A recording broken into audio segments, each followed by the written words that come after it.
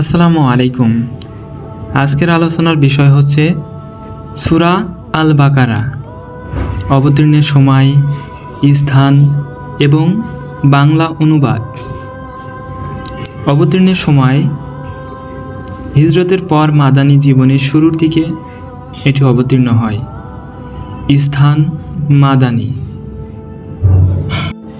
সূরার ক্রম 2, আয়াতের সংখ্যা 286, পারার ক্রম 1, 2, 3, রুকুর সংখ্যা 40, সিজদার সংখ্যা নেই।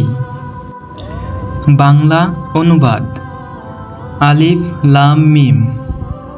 এই সেই কিতাব যাতে কোনো সন্দেহ নেই, পথ প্রদর্শনকারী পরহেজগারদের জন্য, যারা অদেখা বিষয়ের উপর বিশ্বাস স্থাপন করে এবং নামাজ প্রতিষ্ঠা করে, আর আমি তাদেরকে যে রুজি দান করেছি তা থেকে ব্যয় করে, এবং যারা বিশ্বাস স্থাপন করেছে সেসব বিষয়ের উপর যা কিছু তোমার প্রতি অবতীর্ণ হয়েছে, এবং সেসব বিষয়ের উপর যা তোমার পূর্ববর্তীদের প্রতি অবতীর্ণ হয়েছে, আর আখেরাতকে যারা নিশ্চিত বলে বিশ্বাস করে, তারাই নিজেদের পালনকর্তার পক্ষ থেকে সুফল প্রাপ্ত, আর তারাই যথার্থ সফল কাম।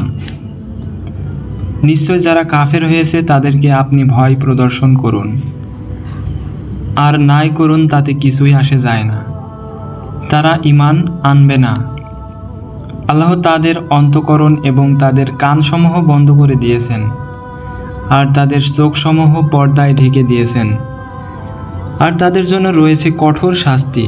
আর মানুষের মধ্যে কিছু লোক এমন রয়েছে যারা বলে, আমরা আল্লাহ ও পরকালের প্রতি ঈমান এনেছি, অথচ আদৌ তারা ঈমানদার নয়। তারা আল্লাহ এবং ঈমানদারগণকে ধোঁকা দেয়, অথচ এতে তারা নিজেদেরকে ছাড়া অন্য কাউকে ধোঁকা দেয় না, অথচ তারা তা অনুভব করতে পারে না।